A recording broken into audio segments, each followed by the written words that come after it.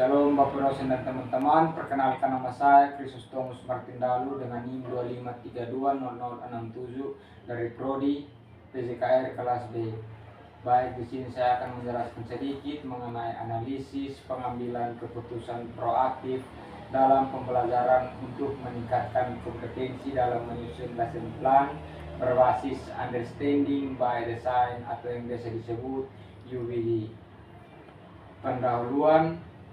Dalam pendidikan abad ke-21, guru tidak hanya berperan sebagai penyampai informasi, tetapi juga sebagai pengambil keputusan yang mampu merancang pembelajaran secara efektif dan adaptif terhadap kebutuhan peserta didik. Salah satu kompetensi penting yang harus dimiliki guru adalah kemampuan melakukan pengambilan keputusan proaktif. Pengambilan keputusan proaktif menjadi sangat penting dalam penyusunan perencanaan pembelajaran karena keputusan yang diambil guru akan memengaruhi perencanaan pembelajaran karena keputusan yang diambil guru akan memengaruhi tujuan pembelajaran, strategi pembelajaran, metode penilaian, serta pengalaman belajar peserta didik secara keseluruhan. Konsep ini sejalan dengan pendekatan understanding by design yang dikembangkan oleh Grant Wingers dan Jay Mitchell. Understanding by design menggunakan prinsip backward design, yaitu memulai perencanaan dari hasil belajar yang diharapkan, kemudian menentukan bukti penilaian, dan terakhir merancang kegiatan pembelajaran yang mendukung pencapaian tujuan tersebut. Baik, yang masuk pada yang pertama itu konsep pengambilan keputusan proaktif. Definisi pengambilan keputusan proaktif secara umum, pengambilan keputusan proaktif adalah proses memilih tindakan atau strategi berdasarkan prediksi terhadap kebutuhan dan tantangan di masa depan sebelum masalah muncul. Berbeda dengan pengambilan keputusan reaktif yang dilakukan setelah masalah terjadi, keputusan proaktif dilakukan melalui perencanaan, antisipasi risiko, serta analisis berbagai kemungkinan yang dapat memengaruhi hasil pembelajaran. Menurut Herbert A. Simon, pengambilan keputusan merupakan proses memilih alternatif terbaik dari beberapa pilihan berdasarkan informasi yang tersedia dan tujuan yang ingin dicapai. Sementara itu, Stephen Covey menjelaskan bahwa individu yang proaktif berfokus pada tindakan yang dapat dikendalikan dan berusaha mencapai perubahan sebelum dipaksa oleh keadaan. Dalam konteks pendidikan, pengambilan keputusan proaktif berarti guru mampu yang pertama mengidentifikasi kebutuhan peserta didik sejak awal, yang kedua itu memperkirakan hambatan pembelajaran, yang ketiga itu memilih strategi pembelajaran yang sesuai, dan yang terakhir itu serta menyiapkan alternatif solusi sebelum masalah muncul. Pentingnya pengambilan keputusan proaktif dalam pembelajaran. Pengambilan keputusan proaktif memiliki beberapa manfaat dalam proses pembelajaran, antara lain yang pertama itu meningkatkan efektivitas pembelajaran, yang kedua itu mengurangi kemungkinan munculnya masalah selama pembelajaran, yang ketiga itu membantu guru menyesuaikan pembelajaran dengan kebutuhan peserta didik, yang keempat itu meningkatkan kualitas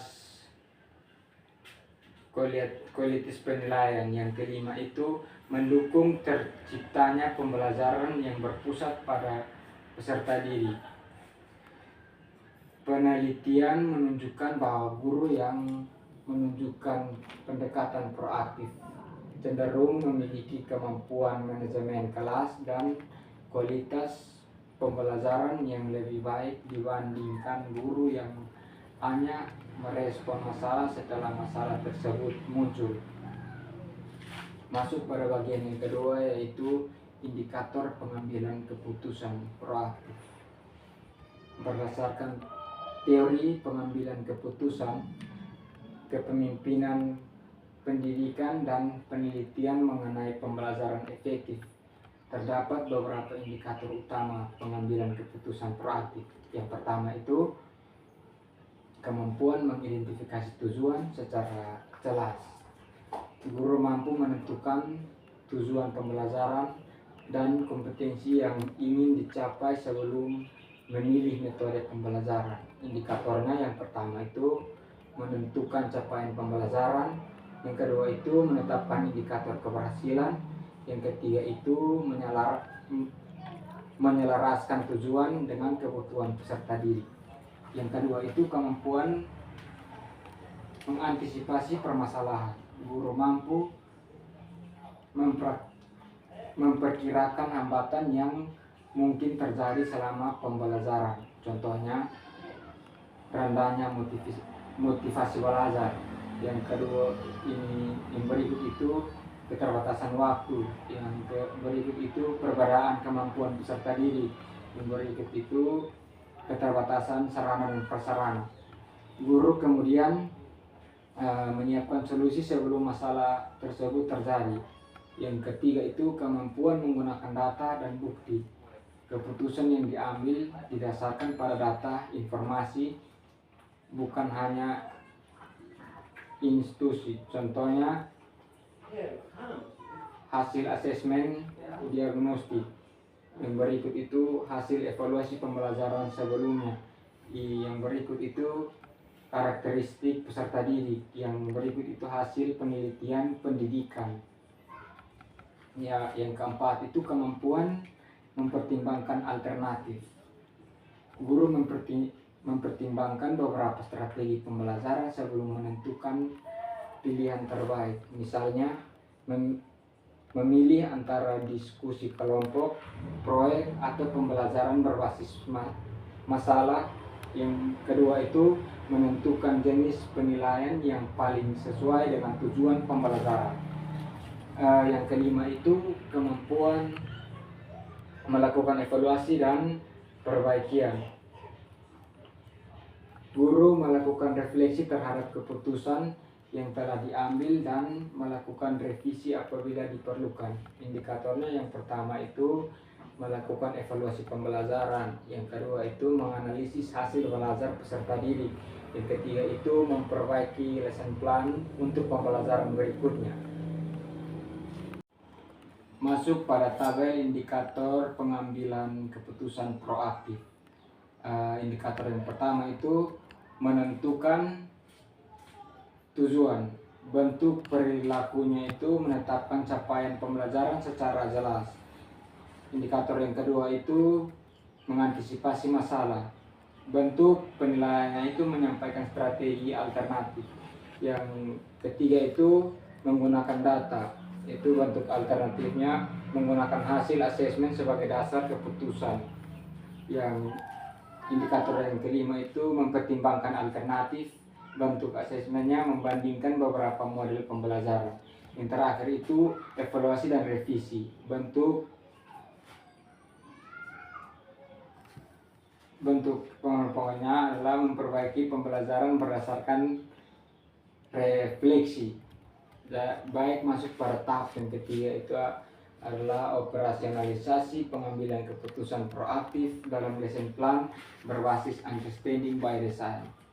Model UBD terdiri atas 3 tahap utama, yaitu yang pertama itu desired result, yang kedua itu assessment evidence, yang ketiga itu learning plan.